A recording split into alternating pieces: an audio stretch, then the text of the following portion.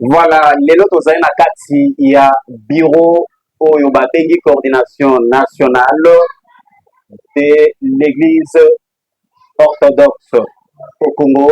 Tozali na kati na bureau soki botali mopanzi na ngai nazali ngai moko te, tozali mibale oyo azali liboso na bino ya caméra ye moko akose présenter pe bokoyeba ke azali nani. Bonjour papa coordonnateur. Oui, monsieur le journaliste, bonjour. Bonjour. Bazali kolanda yo okoki ko se présenter pe bayeba ete lelo na chaîne na biso to yangi yo kasi na studio ozali nani bakoka koyeba epai ya baye bazali kolanda biso. Monsieur le journaliste, merci beaucoup pour cette opportunité que vous venez de nous offrir. Nous sommes orthodoxes du Congo. Particulièrement, je m'appelle monsieur Léonard Kanabouyaba. Je suis le responsable des établissements publics conventionnés de formation professionnelle d'enseignement au sein de l'Église catholique orthodoxe du Congo. Enchanté, monsieur le coordonnateur. Nabanzi ete balandi ya chaîne na biso bisika nyonso bozali kolanda malamu lelo toyambi mokambi ya coordination nationale ya orthodoxe kati na République démocratique du Congo. Ye moko auti ko se présenter. Merci monsieur le cordo. Awa to nabanzi ete bobengisaki bato tomoni entroupement bato bazali na kati na bisengo kobanda ntongo ti jusqu'à 7h tozali déjà vers 15h tozali komona ete bato bazali kati na ambiance nini oyo ezali koleka lelo esangisi bato awa. Merci beaucoup pour cette belle question. Merci. Awa tosangani na kati ya coordination na biso ya orthodoxe puisque sengelaki to sepela mukolo ya lelo puisque mukolo oyo c'est une journée qui s'est coïncidée avec la clôture officielle ya journée ya ba mama oyo bazali kosala na kati ya ba établissement public conventionnel orthodoxe, plus particulièrement na kati ya coordination nationale oyo tozali kokapa na yango wana ba mama bazalaki na esengo ya komona yete fête ya messe ya fête ya Pâques ya Église catholique orthodoxe du Congo esalema na kati ya église na biso na temple te, mais basengaki na oyo to biso tobengaka monsieur le curé vicaire épiscopal ya paroisse Saint-Luc ki epai oyo basengaki a déplacer messe oyo na bureau na bango mpona kolakisa esengo munene oyo baza na yango vis-à-vis ya père missionnaire représentant légal de l'église catholique orthodoxe du Congo Oscar Kabangoi oyo asepelaki kopesa biso mitindo ya kotya basi basala mpe na kati ya bainstitution na biso yango moko oyo moko oyokaki bango bayebisi yo jusqu'alors plus de 50% des femmes bazali kosala na kati ya bainstitution orthodoxe. Merci beaucoup monsieur le coordonnateur touti kolanda yo malamu na bokebi nyonso na lingi na yeba mai masalemi lelo masalemi na etandi ya Congo mobimba to ezali kaka awa. Merci. Une question trop pertinente encore une fois de plus. D'abord, nous avons 3 grands événements dans 2 grandes paroisses de la République démocratique du Congo, plus Kinshasa 3e. La paroisse Sainte-Marie d'Égypte, bazali lisusu ko sala milulu minene ya bobotami ya Yesu mwana Kristo. Yezi mwana Kristo abotami lelo yango wana biso na bakatolike orthodoxe ezalaka mpona biso événement munene na yango wana ezali koleka awa na Kinshasa, ezali koleka na Mbuji-Mayi, ezali koleka na paroisse Sainte-Marie d'Égypte na Kabinda. Mais c'est une journée très spéciale, surtout pour notre siège, puisque siège est orthodoxe du Congo est dans Mbuji-Mayi, bazali ko commémorer eloko oyo ensemble na messe ya dédicace. Temple na biso esika epai ya bokonzi na biso asalaka messe esilaki basali dédicace nango journée oyo ozali koyoka yo moko monsieur tozali kosala 3 événement ya minene. Voilà, surtout wana nde nalingaki natuna mpo namonaki makambo elandani tobandi soki na yo moko oloba ndenge ezalelaki lelo. La journée méritée c'est que nous l'avons réservé. Voilà. Pourquoi? Puisque ezali makambo ya minene misato. C'est-à-dire, nous avons d'abord la dédicace de notre paroisse de Bujimaï qui se passe aujourd'hui. Ceux qui sont sur les réseaux sociaux peuvent voir puisque c'est en live. Sinon, l'Église orthodoxe du Congo, nous ne voulons pas toujours beaucoup communiquer, mais on a compris que le monde est en train d'évoluer, il faut communiquer. De 1, la dédicace à la paroisse de Bujimaï. De 2, la naissance de Jésus-Christ aujourd'hui, fête de Pâques. Et de 3, ici à Kinshasa, ça se coïncide avec la fermeture officielle de la Journée internationale des femmes pour toutes les femmes œuvrant dans les institutions orthodoxes. Merci beaucoup, monsieur le coordonnateur, ainsi que Bandeko Bakandi ya chaîne Nabiso, Top Sariville TV, bozali kolanda biso kati na mokili mobimba.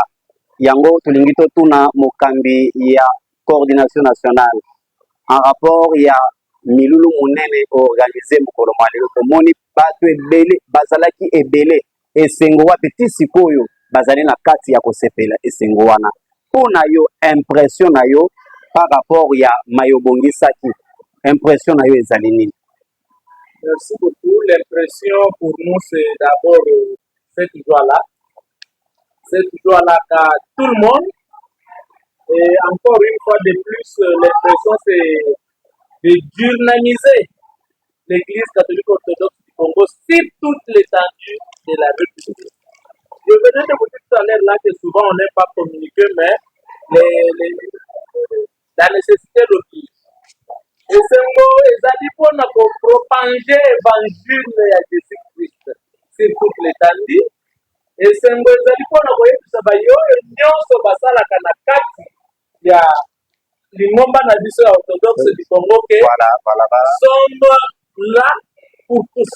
Voilà. Nous sommes là pour le développement et nous sommes là pour faire le meilleur. Oyo akoki koloba oyo azali na information te ayaka ke bana biso toza bien placé mpona kopesa ye information. Esengo wana ozali komona ezali esengo moko ekokende okokoma na pake mosusu puiske kati na biso tolingaka mawa te tozali bato tobotami na esengo on va rester ainsi c'est tel que notre père nous a fait. C'est ça. En tout cas, nous vous disons merci. Merci le coordonnateur. Enfin, pour terminer notre émission, na koza na posa na yeba parce que outi ko soulever point munene parmi makambo munene oyo salaki to ba point oyo ezalaki ciblé pona milulu nya mukolo mwa lelo ezalaki pe inclut fermeture il y a journée il y a de la fête de femmes, mois de femmes je pense ndenge outa ko lobela yango wana namoni tokomi na suka au clôturer déjà journée ou mois wana yango wana ozali koloba pe nini mpona basi nyonso particulièrement na kati ya bureau na yo na kati ya bureau ya coordination nationale. Avant que je parle de la femme, il faut d'abord remercier la personne qui soulève la femme. Voilà. Je pense que dans le passé, la RDC vivait dans le jungle vis-à-vis de la femme. C'est-à-dire la femme était considérée comme une bête.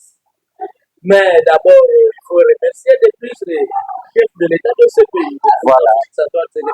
En tout cas. Jusqu'à son arrivée, nous avons vu que la femme était aussi une personne forte à côté de l'homme.